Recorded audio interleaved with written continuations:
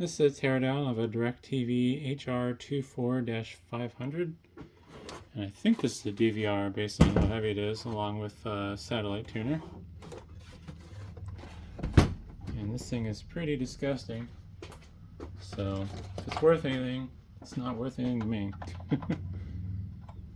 Alright, it's a T10 bit.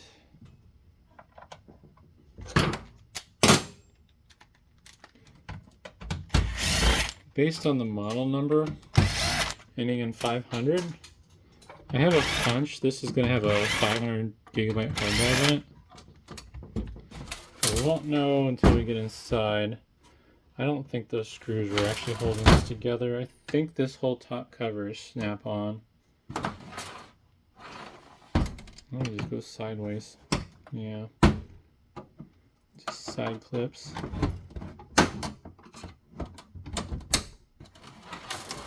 And I'll clip it back into place because I didn't get a good angle on it. So we'll try again here. Gravity's working against me. Looks like the front display is not part of the dang it, top case. And Butterfingers.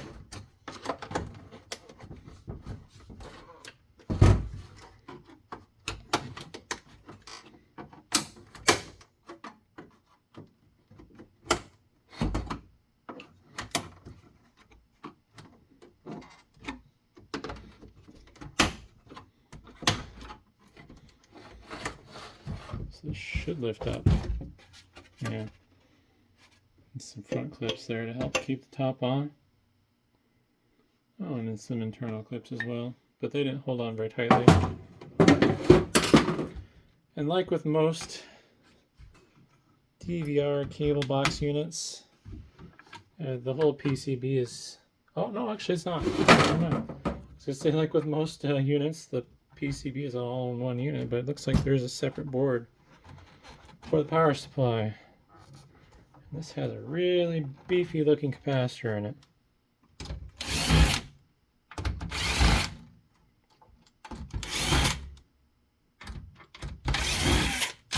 Grounding, which is funny.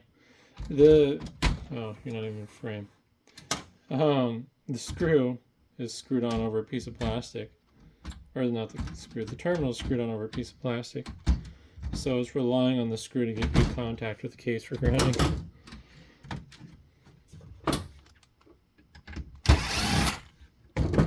Although I suppose the metal hump there might be enough too to contact the back end of this terminal.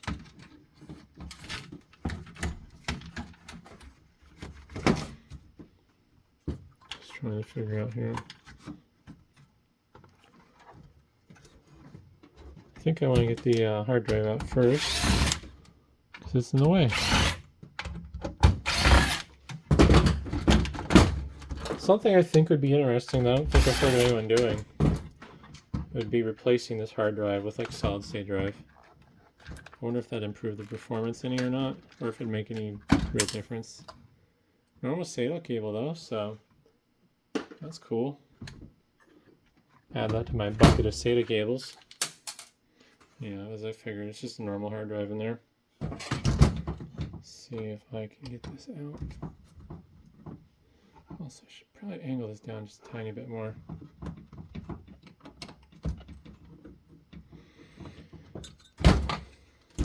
It is nice, the hard drive does have a dedicated fan for cooling.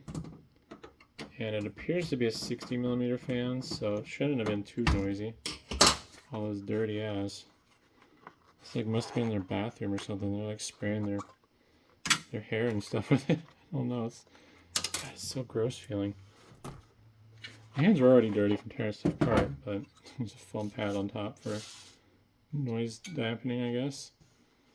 Yep, 500 gig, as I figured, based on the model number. Seagate, which is a shame, but not surprising. It's just screwed in. It's a Delta fan. 12 volt. Not a standard connector, but it looks like a standard pinout.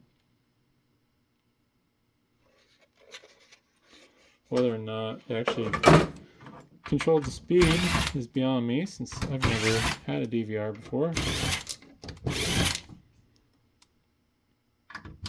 But it was a 4-pin fan. If you're feeling really crazy, you could Knoxville swap it. I don't know why you would, but you could.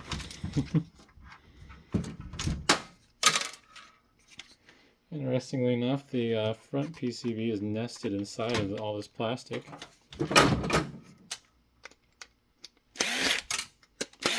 Not sure what the reasoning for that was. Let's see here. Some clips, translucent clips that are holding on the front cover. I think the front beauty cover is basically the extra piece.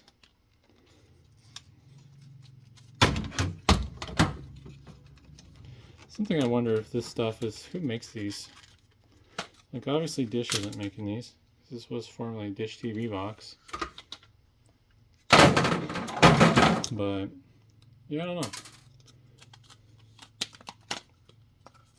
Not much to see on the front PCB. Looks like a diffuser for backlighting maybe. Alright, capacitive touch buttons. But let's see here. So I can peel this off. A little LED for the backlight. So yeah, this white piece is just a diffuser. Your infrared receiver and transmitter, I guess. You can see the capacitive touch points on the back of the PCB.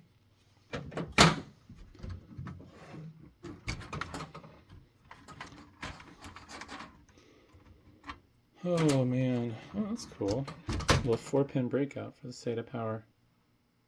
Huh, that's neat. I like that. I don't think these are things that people would actually repair, but definitely would be easy to repair. Touch it here. Here's your power supply. See, I've got damaged the corner of the board. Isolation gap. Oh, yeah, I was looking, I was confused for a second. It's backwards. AC in goes through this way, DC out goes through that way. So, neat PCB.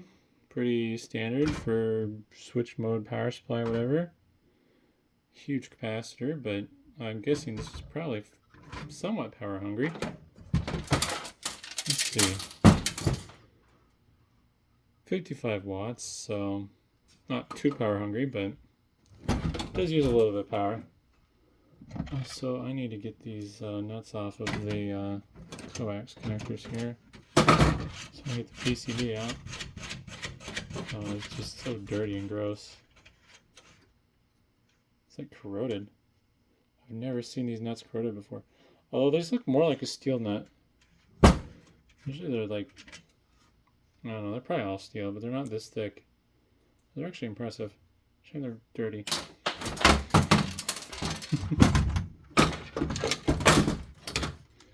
Missed some screws. There we go. Bottom housing.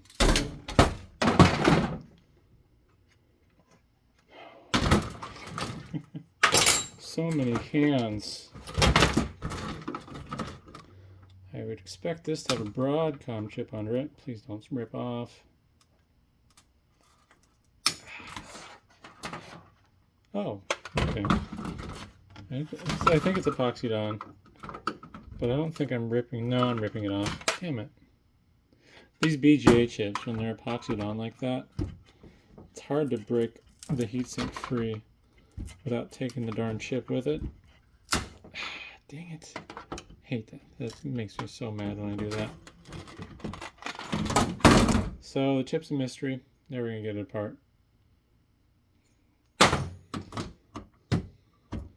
I wouldn't be shocked if it was Broadcom something or other.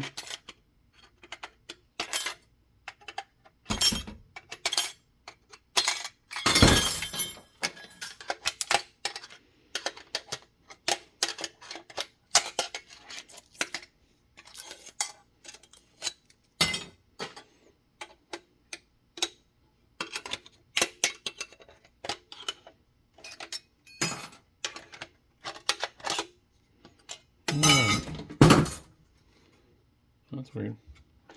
So not much else to see, unfortunately, because I ripped off the main controller chip. Although, got a bunch of Samsung memory around the sides of the chip. That's probably the flash storage. Expansion. Might be able to get that sticker off and read it.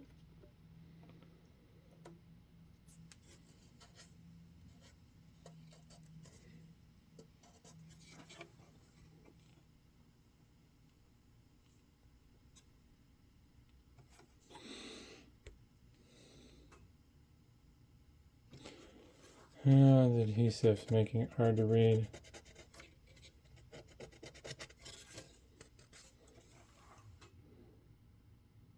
Yeah, I'm not gonna be able to read that through the camera.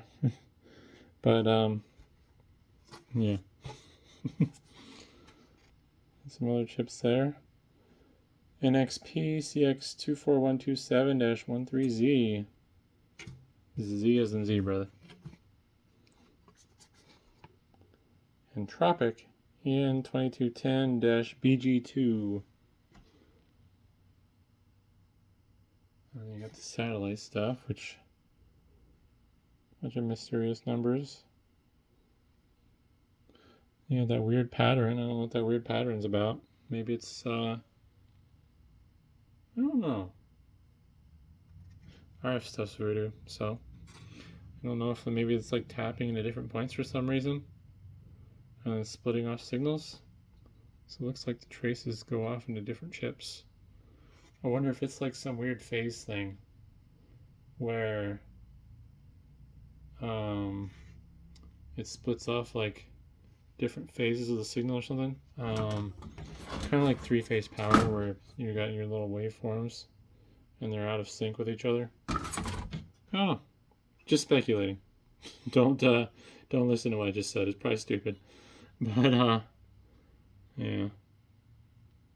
Interesting.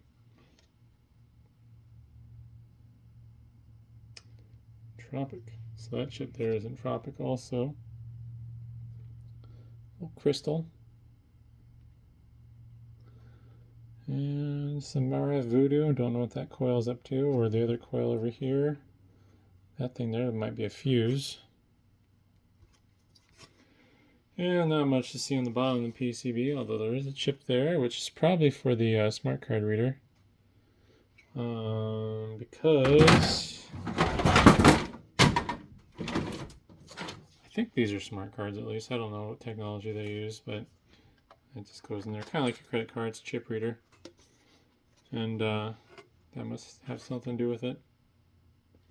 This is an NXP branded chip too, so maybe that handles like the encryption, decryption, or whatever to determine whether or not you have a valid card. Not sure why it has speed holes. But yeah, I don't know. Hopefully that was interesting, and thanks for watching.